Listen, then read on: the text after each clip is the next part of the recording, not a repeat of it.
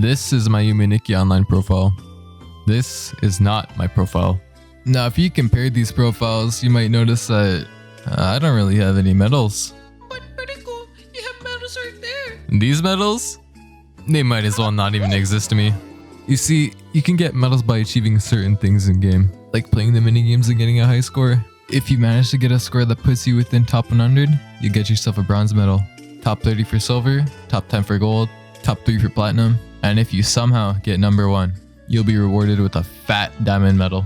Keep in mind that if you tie for number 1 spot, you'll be put at the bottom of the list of the people that tied, and you won't get a diamond medal. As you can see, I do actually have medals, but they're from the minigames, and honestly, I kinda suck at them, so they don't really seem well deserved to me. There's all these other categories like expeditions, badges and whatnot, but that's like super long-term stuff there, okay? I need some quick and fast medals. I'm talking about those time trial medals. I'm gonna be starting with the first and fastest time trial, which is Ice Shop. It's actually the most contested category. It has about 40 people tied for first place as of recording this. Seeing this kind of inspired me. I thought maybe even I could get a good time. Maybe a 115? So I began to plan out my route.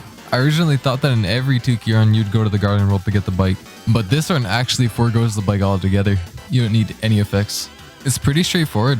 You sleep, go to the Nexus, head left to Geometry World, then to Vicene World. Now once you get here, there's a little eyeball dude, and he's just kind of blocking your way. You kind of gotta go around him.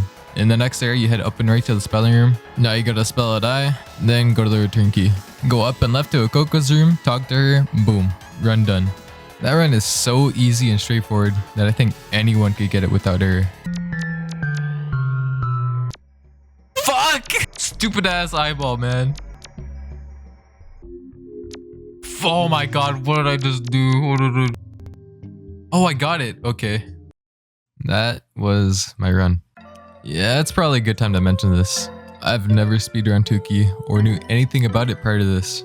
I've never speedrun anything actually. I didn't know how feasible it would be for me to get a good time in these runs because, well, I still get lost in the Nexus worlds. Yo, where the fuck are we going, bro? We're definitely going in circles. I wouldn't consider myself a formidable Tuki player by any means. At this point I got my badge, but that's not what I was really going for. I wanted a medal, so I got my 115. It wasn't as hard as I thought it was gonna be. I think I got it on my second or third try. That put me on the board. I got my medal. But while I was going for my 115, I was thinking about something that happened earlier on my first attempt. Fucking eyeball.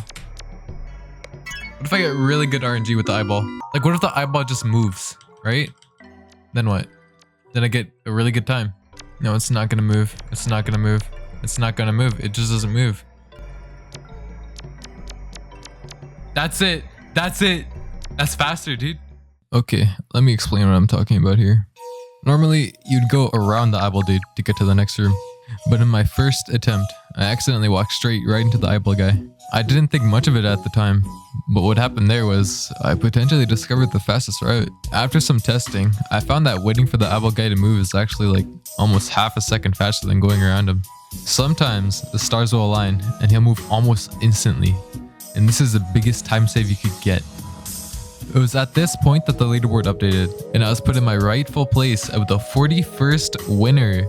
Well, I could technically say that I was number 1, but it just didn't sit right with me being at the bottom. I knew I could do it faster than everyone. Even if I couldn't get the 114, I could do it faster.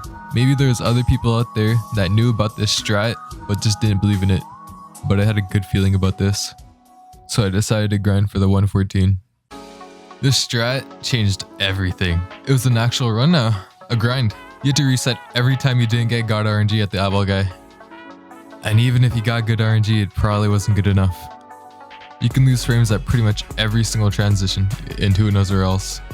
And the worst part about going for this is, I didn't know if it was possible. Even when I was taking breaks, I kept thinking about how I could possibly save a single frame. This shit was all I could think about. I didn't let any of my doubts influence me. I kept going, chipping away at this run. I felt as if I was getting consistently better times when I had good RNG. But there was definitely a point where I felt as if I'd plateaued.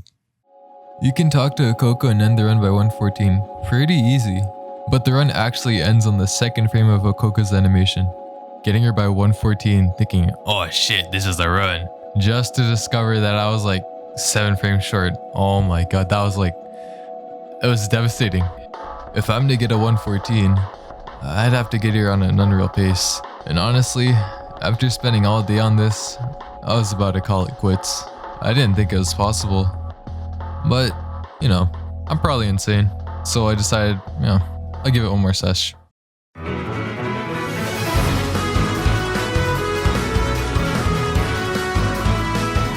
I was having the worst drought of RNG I've ever experienced in Yume Nikki. I couldn't even get a run started. I reset for about an hour at this stupid eyeball. I had 2 runs where I was like 3 frames off. You'd think that would give me hope, right? But it just made me wonder, like, what more do I need to do? How could I possibly take this run further? I felt like I was playing as perfect as you can within Yume Nikki's engine. You know, there's only so much in my control here. It was at this point where I was just thinking to myself, I'll just get a diamond at another route. This is clearly impossible. What am I doing? I'm wasting my time. I'll give it a few more tries. And then finally, he moved. And he moved pretty fast.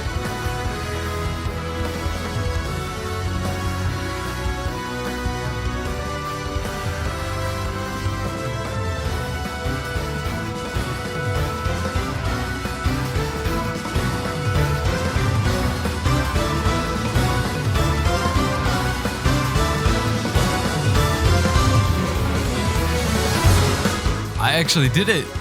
I got the fastest time. I was never expecting to actually get it. It seemed so out of reach. But here I am, #1 on the most contested category somehow. I think the craziest part of this is that it was my first speedrun. As of recording this, it's still just me up there. And I remained up there alone. And I remained for weeks after I got it. Even after I taught people how to get the 114, it's just me.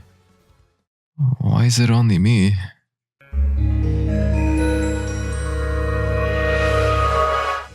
Version 120D patch 2 smoothed out the process for sleeping so that it appears nicer online.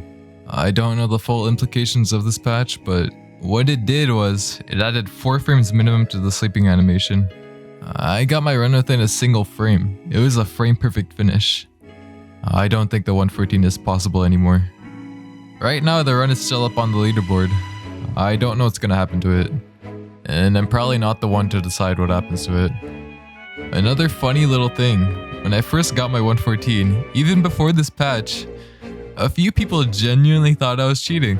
I thought it was hilarious, until I realized, maybe I don't want people to spread rumors of me being a cheater. Okay, for real though, I had no idea I'd be making a segment like this in the video, but I felt like I should. I didn't expect my first speedrun to be this eventful. I wish there was a better conclusion for this, but it is what it is.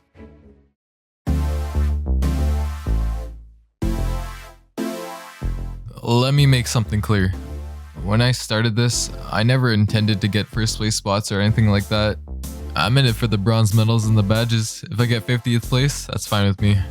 Lotus Waters is a very short run, less than 2 minutes like iShop. It's the first run to incorporate the bike. Of course you start off by getting the bike, then you go to Red Streetlight World, then head right to the Funny Swamp, then you head right to this world. I forgot what it's called. Tough luck. Head down and right to the ceiling, go down and left to Lotus Waters, and yeah. This is probably the easiest trial. What you watched was my first attempt at figuring out the route, and I still managed to get the badge. I got around 150th place. That isn't enough for a medal, so I did a couple more attempts. Cleaned up my run a little, and I kinda accidentally got first place. When I said this run was easy, I really did mean it. If you're looking to get first place in something, then look no further than this run. There's no funny tricks in this run or anything like that. You just hold forward and hope you get it. I've got first place in everything so far. So what's next? Moonview Lane. 4 minutes long. Okay, that's not too bad. I didn't know what Moonview Lane was though. It sounds kinda cool, you know. Moonview Lane. Fabric Planet. Yeah, it's probably sick. Okay, this is not what I thought it was at all. Cupping drum and tissue. Do you need drum and tissue? What do you need?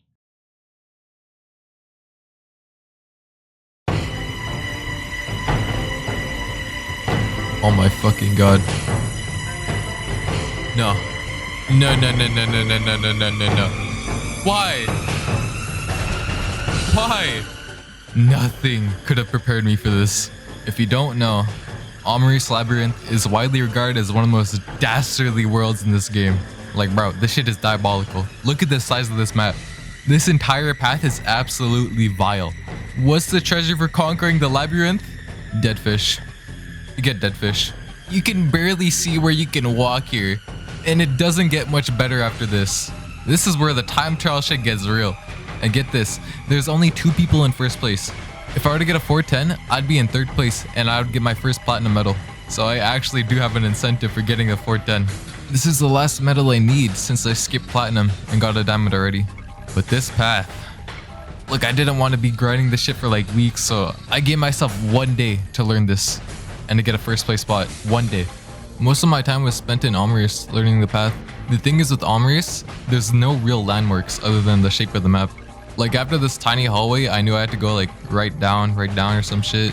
I felt confident enough in the path leading to Omrius, so I didn't really bother practicing it. But you know what's insane? Omrius isn't even the run killer, it's the fish. If these fish get in your way, and believe me, they absolutely will, then your run is dead. It's RNG. The next 3 worlds are pretty chill though. No gimmicks, just a little hard to navigate sometimes. But you see these sock dudes? They might look like friends, but they're fucking evil, my guy. On the final stretch of the run, there's an unbelievable amount of RNG. Getting a straight path to the final building without them blocking you is exceptionally rare in my experience. My first few attempts were god awful. I actually couldn't even complete a run for a bit. It was that bad. My first real completed run ended at a 420. Actually not the worst time, but I'm still 10 seconds off.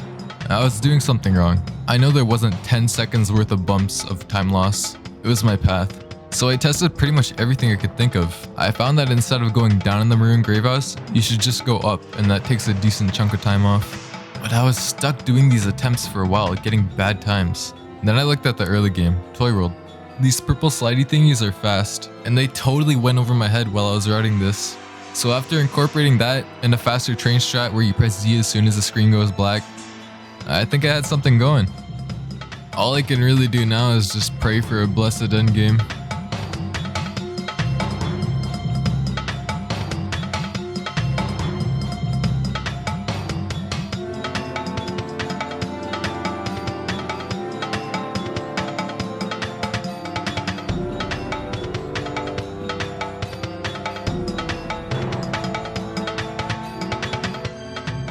Yeah, so I guess you could say I'm somewhat of a gamer. This was probably the funnest trial of them all, if I'm gonna be honest. Going into this, I thought that it'd be the worst thing ever, but I was totally wrong. If you want to get a top spot, go for this trial. It'd be kinda cool to see some of you little wormies go for it.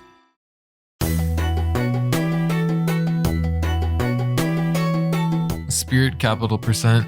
You know how I was all like, come on, do the Moonview trial, it'll be great.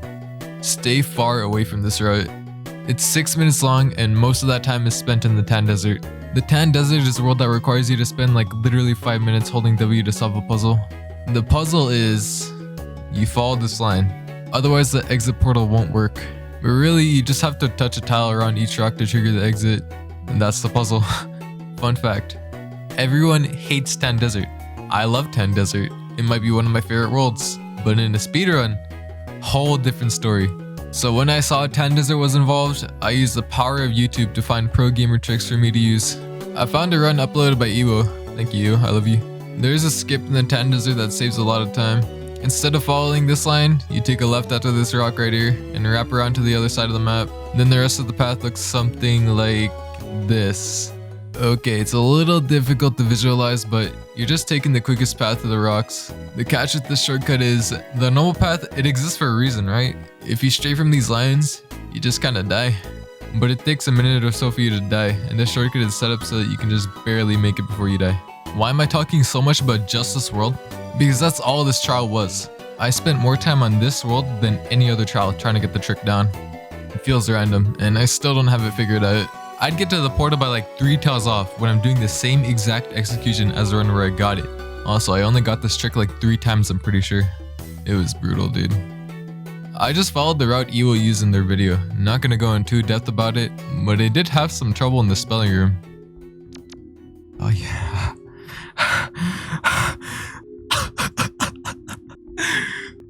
Yeah, this run is actually crushing my mental. After many failed attempts, I finally got the skip. I ended up getting a 640. I was like a whole minute behind the record. I didn't know what to do. My route was not it. But while I was facing my greatest adversity, Fuko-san came down from the heavens. He dropped his wisdom and told me the optimal route. The route I was using was outdated. He also told me that you could pause during your run to pause the timer. Shit is crazy. And thanks to Fuko-san's blessing, I got the trick. I ended at 537. I really wasn't too keen on grinding more of this run. This placement was good enough for me. I know this means my first place streak is gone and everything, but you know, I'm not gonna lie, I absolutely folded this run. Magical Passage is one of the easiest trials to get the hang of, and it's also a good one to learn if you play YNO often. It's definitely the most linear path of all the time trials. Not as contested as some of the other ones, but it's got 3 people at the top. Sadly, this rules out the possibility of me getting a platinum medal, but a gold would be kinda cool too. You only need the bike for this run, by the way. Actually, I learned everything about this run from Roy. Awesome speedrunner with a super helpful channel if you're interested in learning these routes for yourself. This run is very straightforward and it doesn't really have any gimmicks, save for a couple parts. I don't have too much to say about it. It's pretty fun. I guess you could say the Shadow Lady in the Cherry Fields is a gimmick. She's killed like 2 of my runs, but I haven't had much trouble dealing with her. My first run is pretty bad, as expected. Mostly because I'm a little dumb. My Yume Nikki Online brain saw 2 players in the wild, and I immediately went crazy with my bike at them. Also had a pretty bad run-in with the Shadow Lady earlier, but I still got the badge though. I considered this a practice run, to get a feel for the route. I was pretty confident I could do it for realsies now. I did a few more attempts and cleaned up my endgame a little, and I got the 640, like almost right away. Thanks to Roy's video, it was super quick and I didn't have to write anything myself, which is usually the hardest part of these runs. I have to say again, I didn't really expect to get good times in these runs. And I'm gonna say it here, this was my last first place, at least for now.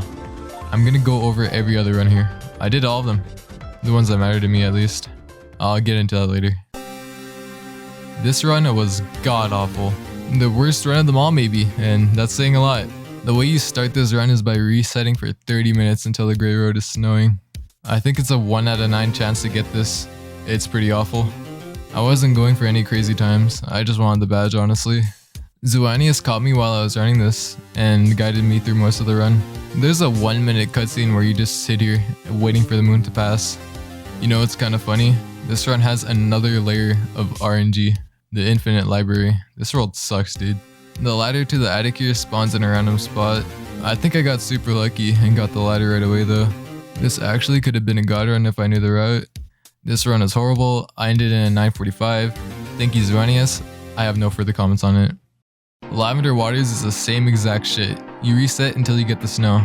This one took me an hour to get. I really did want first place with Lavender Waters, but I just couldn't do it with the RNG I was getting. It's so unfortunate, because this run has the coolest route. FC Caverns is involved, and there's a bunch of cool tricks in it. This is what people do to skip getting the fairy effect. You get Rainbow instead. Rainbow's pretty fast to get, by the way. Rainbow creates a platform under you when you run off a ledge. Running to this wall and jumping is not enough to get over it, but it'll put you up here. If you run back to the start, and then all the way back from that platform, you can skip and save a shit ton of time. At least this is what people used to do. I saw this strat and thought that there must be like a better way. There must be a way to save time here. So I just kind of played around in this world for like half an hour experimenting, and I stumbled upon this trick. If you equip the bike at the apex of your jump, you can get up on ledges that you wouldn't normally be able to reach.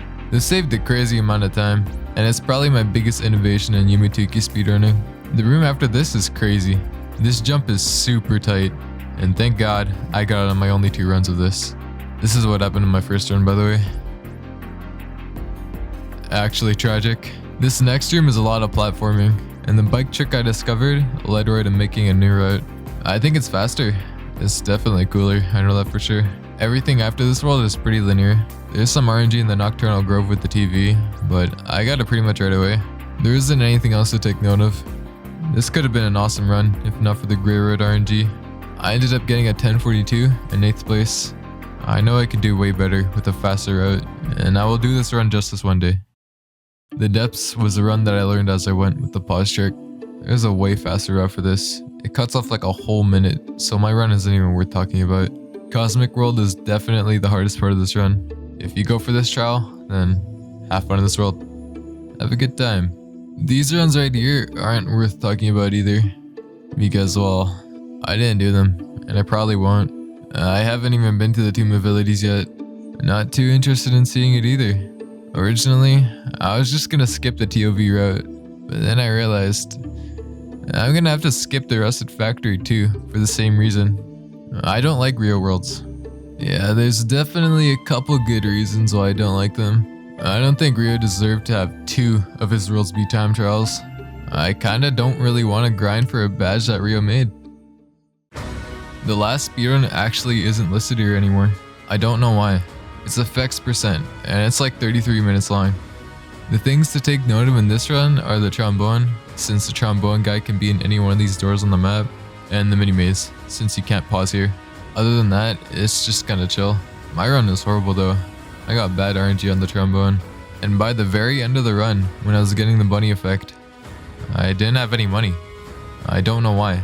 I was following a run, and I skimmed over it many times, and I just can't see where they got the money. You need 50 Tuki bucks for this guy to play his song, so I had to backtrack to Pudding World to get some money there. Rest in peace, Puddings, bless your souls. I lost a lot of time here.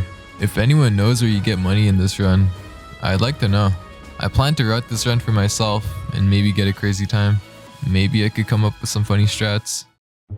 After the effects percent, I got all the badges. Yup, every single one of them.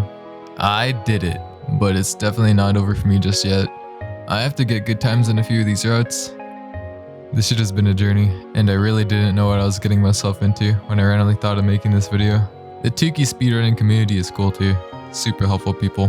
I really enjoyed sharing strats with them and coming up with new ones. Also, I'm super grateful for all the support y'all have been giving me. I'll probably continue to post more of my regular videos, but let me know if you enjoyed this. Also, peep this fan art Lady Corthon made of me in Decimal. These designs are so sick. I was geeking over this shit for real. Okay, that's all. Bye. Smiles.